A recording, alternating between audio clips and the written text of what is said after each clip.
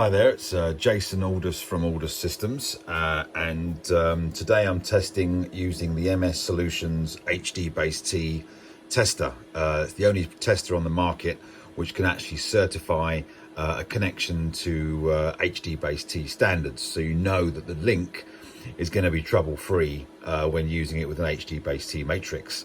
Really handy tool. So basically the tool consists of a transmitter.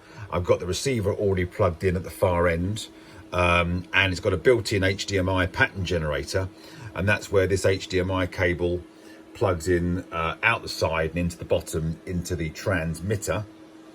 So it's actually generating its own signal. We can go into Tools and HDMI generator in order to set your signal. So I'm going to choose 4K 30 hertz and then one of these HDMI patterns and hit apply. So now I know that the generator built into it is generating a 4K 30 signal, which is going to use up the full 8 gigabits per second of the HDBaseT channel, which is the maximum HDBaseT can handle over the twisted pair. So once that's set up, whilst that's set up, I'll just show you this Cat5 cable is actually plugged into a rather messy patch panel arrangement. Not ideal. The ideal scenario is to go directly Cat cable straight into the matrix, but this setup is going via a patch panel and an outlet at the far end. So it's not ideal. Now I'm going to go into the analysis, and if I click on basic analysis, it's going to show me some information here. We can see the HDBaseT it updates in real time, refreshes the screen. You can see I've got greens on the transmitter and the receiver, which is good. If it goes into the oranges and reds, then you're sort of a warning. Tells you what Valens chipset it's using. It's the VS100. Tells me the length of the cable run is less than 20 meters, so it's quite short.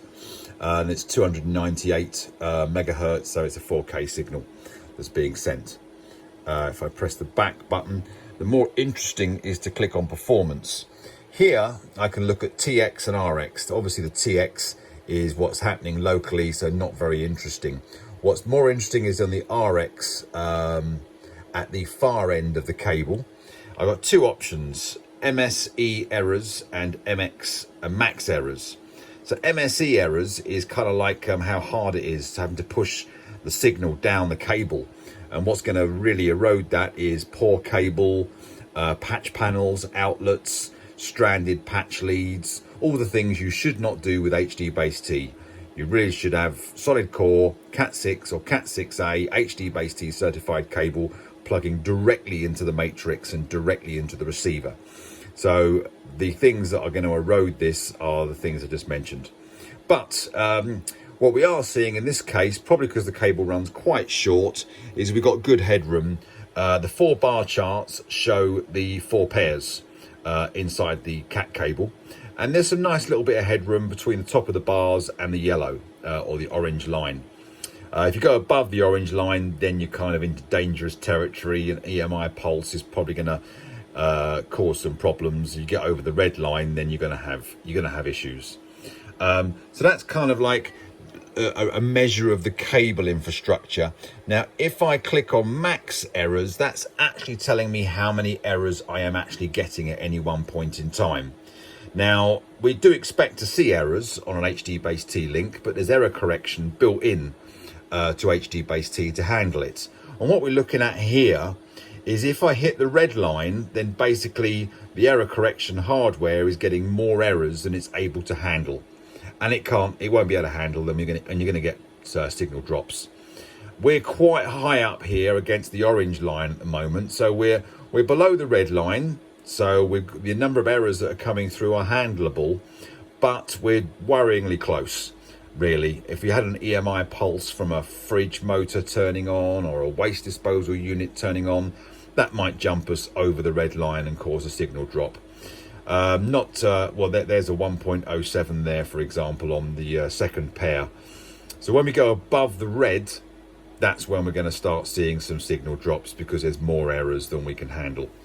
So this is clean. Now we could definitely improve this by getting rid of the patch panel, getting rid of the outlet, and getting rid of the stranded patch leads at each end. Now if I go back to the home button and now press tools, I can go into the certification report. This is a really nice tool, run certification. So for each link on the HDBaseT network throughout the property, I can run a report. It'll generate a report, give me a pass or fail. It will save the report. I can generate a nice PDF, extract that with a USB thumb drive off the tester, and then I can print that and provide it to the customer for all of the HDBaseT links. Now that has actually passed. So during that time frame, it didn't see any max errors go above the ones. So, and that was a 4K signal, so that got a pass.